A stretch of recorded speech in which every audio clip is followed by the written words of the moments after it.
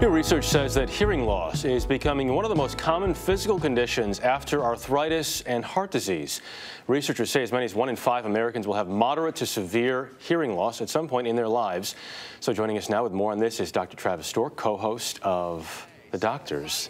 Doctor, good morning. How are you, Jeff? I'm well. No scrub, though, this morning. No scrubs today, so I'm breaking out the suit. Looking good regardless here. All right, so a lot of this we hear about is because of the use of earbuds, MP3s, iPods, whatever else. Is that the primary reason or a lot of other stuff? Well, the study didn't look at why we have increased hearing loss, but I do think that certainly with technology and the fact that at a younger age, we're putting these earbuds in, listening to them for extended periods of time, they can be really loud, that this is certainly playing a role, and we need to pay attention to it now before it's too late, because hearing loss is progressive.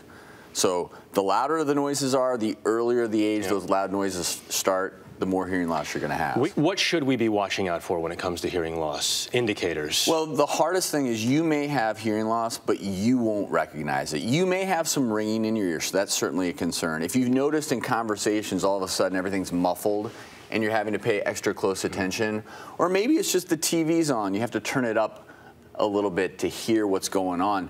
Those are signs it's time to go see an audiologist and get your hearing checked. And I can't emphasize enough that it may be your spouse, it may be someone that loves you who says, honey, are you hearing me as well as you used to? Because we tend to be stubborn and we don't want to admit that we're losing some of our hearing. I thought you were going to say it was the spouse screaming in your ear that may be causing it. Yes, I guess they're watching out for it. Possibly. So, I mean, this is common sense stuff, avoiding the very loud rock concert or doing this stuff in moderation here?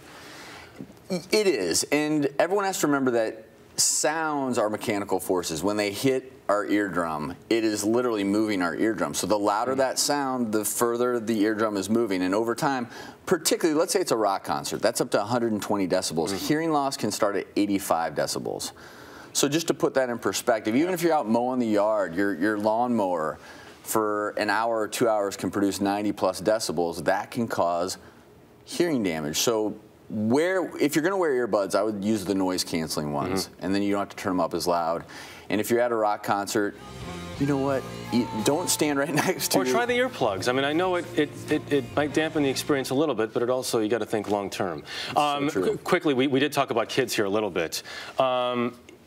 Are there signs for when people might watch out for if their kids may be having some sort of hearing loss or hearing issue? Certainly if they're not paying attention to you when you call their name and they're not responding to it. But the good news is a lot of pediatricians, certainly when kids are younger, will do hearing tests.